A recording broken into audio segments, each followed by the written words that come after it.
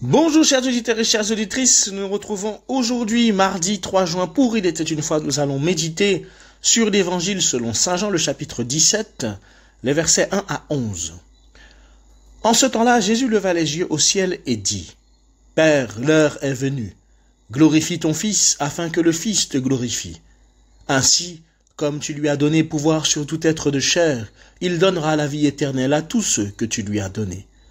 Or, la vie éternelle, c'est qu'ils te connaissent, toi le vrai Dieu, et celui que tu as envoyé, Jésus-Christ. Moi, je t'ai glorifié sur la terre en accomplissant l'œuvre que tu m'avais donnée à faire. Et maintenant, glorifie-moi auprès de toi, Père, de la gloire que j'avais auprès de toi avant que le monde existe. J'ai manifesté ton nom aux hommes que tu as pris dans le monde pour me les donner. Ils étaient à toi, tu me les as donnés, et ils ont gardé ta parole. Maintenant, ils ont reconnu que tout ce que tu m'as donné vient de toi, car je leur ai donné les paroles que tu m'avais données. Ils les ont reçues, ils ont vraiment reconnu que je suis sorti de toi, et ils ont cru que tu m'as envoyé. Moi, je prie pour eux, ce n'est pas pour le monde que je prie, mais pour ceux que tu m'as donnés, car ils sont à toi. Tout ce qui est à moi est à toi, et tout ce qui est à toi est à moi, et je suis glorifié en eux. Désormais, je ne suis plus dans le monde, eux, ils sont dans le monde, et moi, je viens vers toi.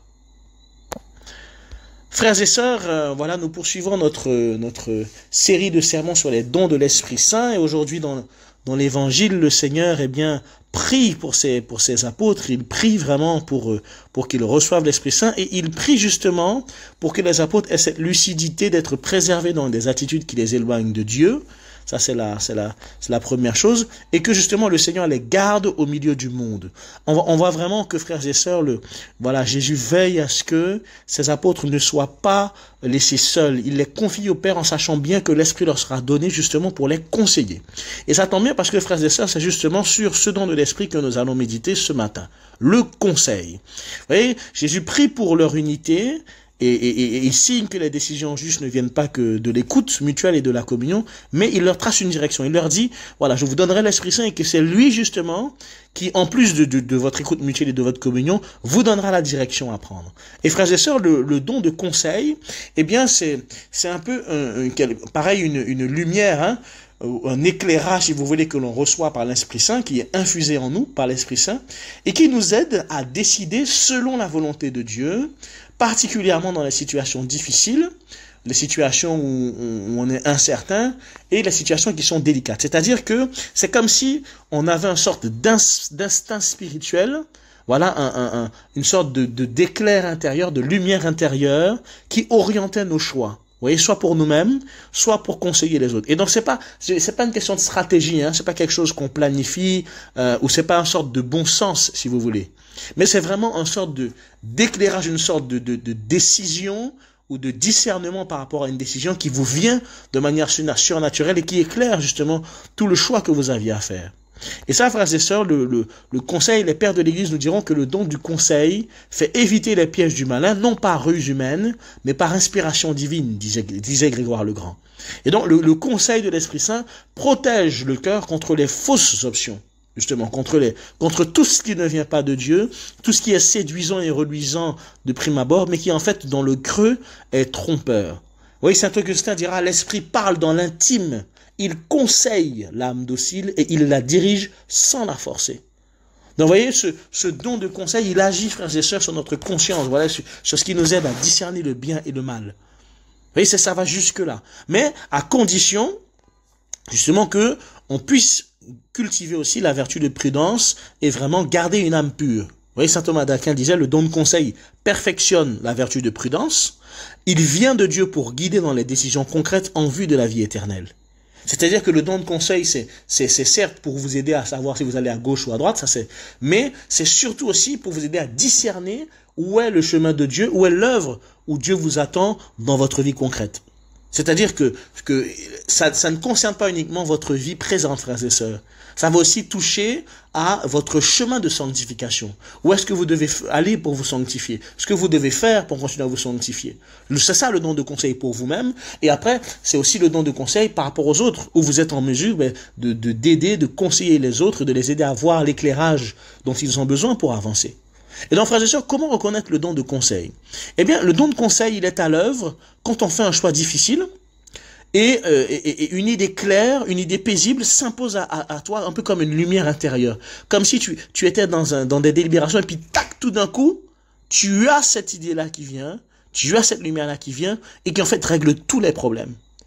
Voilà, tu conseilles un autre cas concret, tu conseilles un ami et voilà, tu n'es pas forcément spécialiste de la situation, c'est pas entre guillemets un truc que tu as préparé et tu te retrouves à dire des paroles qui vont le toucher et qui vont l'éclairer sur un choix qu'il avait à faire. Et toi-même, tu ne sais pas d'où cette sagesse te vient, d'où cette phrase te vient. Et bien à ce moment-là, c'est l'Esprit Saint qui s'exprime en toi par le don de conseil.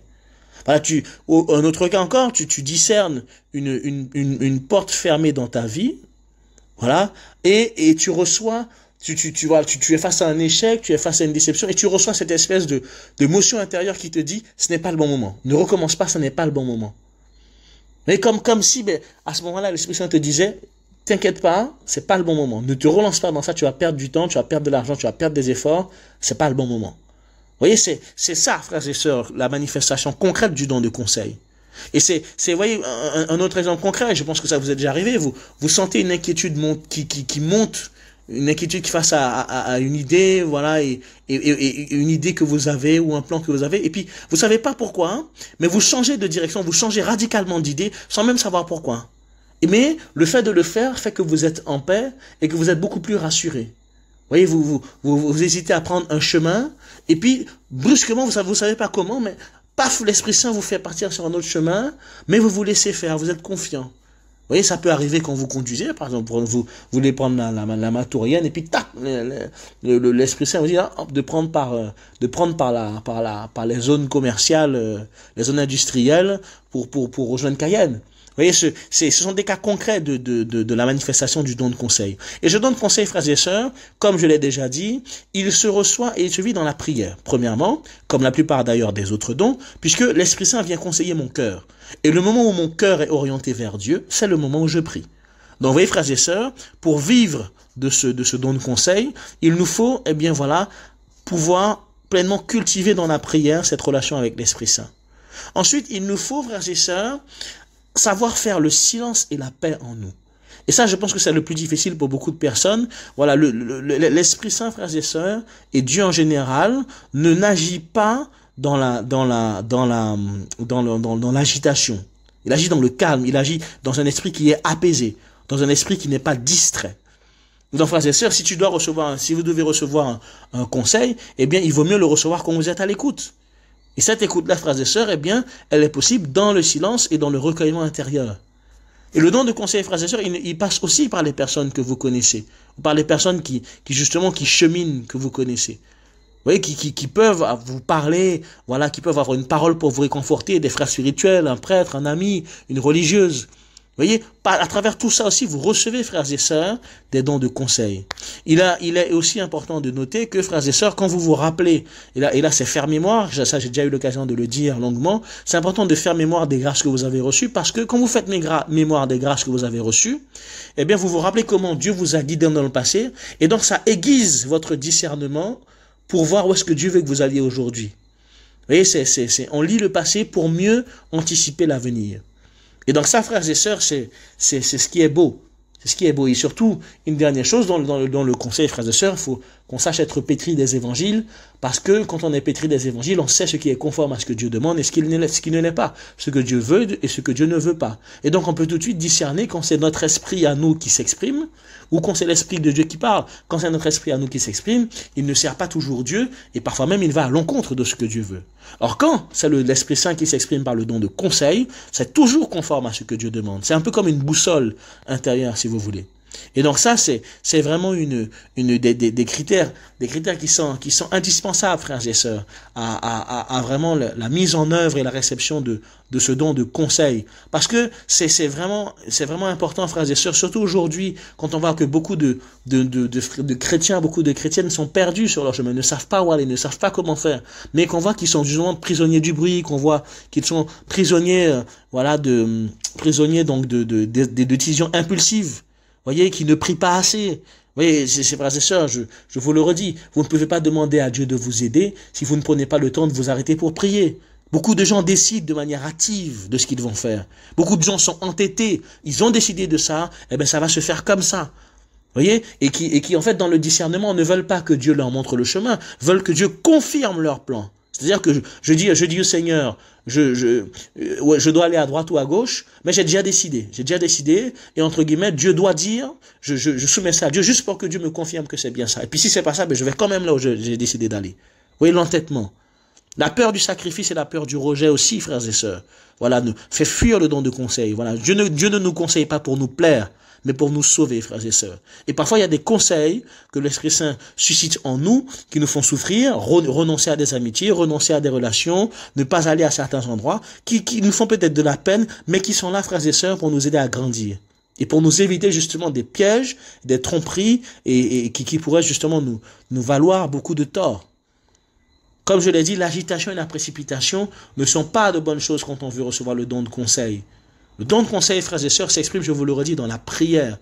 Et donc, il ne se révèle pas dans la panique ou dans l'impatience. C'est pas sur un coup de tête que tu décides, c'est pas un jour avant que tu mets en prière pour savoir ce que tu dois faire. Tu prends le temps de prier sur ça, de le discerner, de le faire mûrir. Voilà, et donc ça, frères et sœurs, c'est quelque chose de nécessaire. Et comme je vous l'ai dit, ça peut aussi passer par les autres, par des personnes que vous connaissez. Donc ne rejetez pas les personnes autour de vous.